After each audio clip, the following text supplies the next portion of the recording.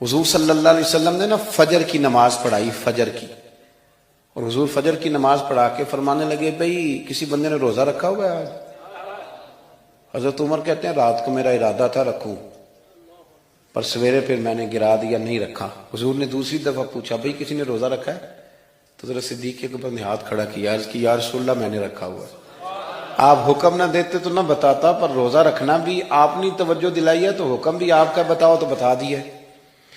حضرت عمر کہتے ہیں حضور نے فجر کی نماز پڑھائی، فجر کی۔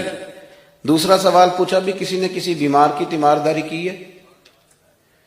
تو حضرت عمر کہتے ہیں میں نے فٹافٹ عرض کی یا رسول اللہ ابھی تو نماز فجر پڑھی ہے، تو اب گھر جائیں گے تو تیمارداری کریں گے نا۔ تو حضور نے فرمایا عمر تو ذرا ٹھہر جانا، جلدی نہ کر، ٹھہر نہ ذرا، رک تو صحیح۔ تو حضرت عمر فاروق رضی اللہ تعالیٰ عنہ فرماتے ہیں میں چپ کر گیا، حضور نے فرمایا بتاؤ بھی کسی نے تیمارداری کی ہے؟ تو صدیق اکبر نے ہاتھ کھڑا کیا، عرض کی یا رسول اللہ عبد الرحمن بن عوف رضی اللہ تعالیٰ عنہ 2-3 دن سے نماز پڑھنے نہیں آ رہے تھے، رات میں نے پتہ کرایا تو پتہ چلا بیمار ہے، اور حضور مجھے یہ بھی پتہ ہے وہ میرا یار ہے، مجھے پتہ ہے رات کو جلدی سوچا پر تہجد میں ضرور اٹھتا ہے، تو حضور میں بھی ذرا فجر کا وقت جلدی اٹھا ہوں تو فجر میں آنے سے پہلے عبد الرحمن ابن عوف کی تیمارداری کر کے آیا ہوں۔ حضرت عمر کہتے ہیں میں نہ ہلکا ہلکا ڈھیلا پڑ گیا۔ حضور نے تیسرا سوال پوچھا، فرمایا کسی نے کسی مسکین کو کھانا کھلایا؟ کھانا کھلایا کسی مسکین کو؟ حضرت سیدنا عمر فاروق کہتے ہیں میں نے پھر عرض کی، میں نے کہا یا رسول اللہ ابھی تو فجر پڑی ہے، گھر جائیں گے کوئی چیز لیں گے تو کھانا کھلائیں گے۔ تو حضور پھر مسکرائے، فرمایا عمر تو ذرا ٹھہر نہیں جاتا، ذرا ٹھہر نہ، ذرا نظارہ تو کرنا، گویا یہ شان صدیق اکبر کا جلسہ ہو رہا، ٹھہرنا۔ حضور نے پھر پوچھا بھی کسی نے کسی مسکین کو کھانا کھلایا ہے؟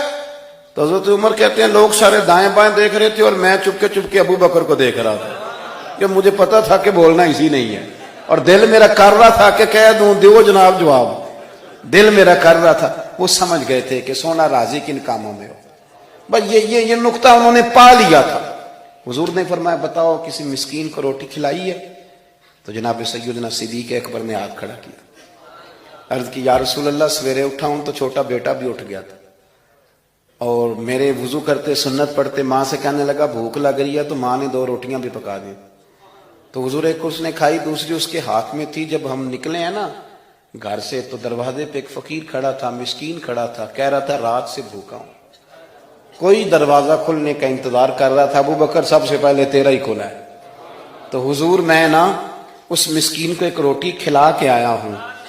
حضرت عمر فاروق کہتے ہیں میں نے گردن جھکا لی، اور میرے رسول کریم نے فرمایا اے اللہ میرے ابو بکر پہ رحم فرما، اللہ میرے ابو بکر۔ وہ سمجھ گئے تھے، مزاج شناست سمجھ آ گئی تھی کہ حضور کن باتوں میں، اور نا اپنے اوپر وہ سارا کچھ طاری کر لیا تھا انہوں نے، طاری، ان کی ادائیں بالکل ڈھل گئی تھی نبی پاک کی اداؤں۔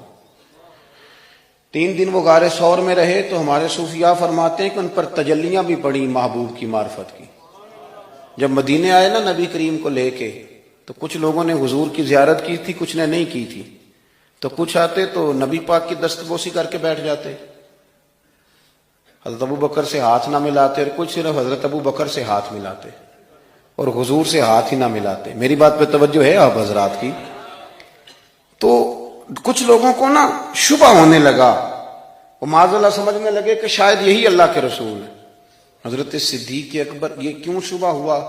تو ہمارے محدثین فرماتے ہیں کہ ابو بکر صدیق بولتے بھی اس طرح تھے جو میرے نبی پاک کا طریقہ، بیٹھتے بھی اس طرح تھے جو رسول پاک کا طریقہ۔ کہتے ہیں انہوں نے امامہ باندھا ہوا تھا تو جو امامے کا پیچ حضور کا ڈھیلا رہ گیا تھا ان کا بھی ڈھیلا رہ گیا تھا، اس طرح اپنے آپ کو مزاج میں ڈھالا تھا، تو من شدی من تو شدم، میں اس طرح ڈھالا تھا مزاج میں، اس طرح کہ کوئی فرق ہی نہیں نظر آتا تھا۔ وہ کہتے ہیں جب حضرت ابو بکر صدیق نے دیکھا نا کہ لوگوں کو تو شک ہو رہا ہے، کوئی میرے ساتھ ہاتھ ملا کے بیٹھ جاتے، تو حضرت صدیق اکبر نے کہا کوئی ایسا کام کرنا چاہیے کہ پتہ چلے آقا کون ہے غلام کون ہے۔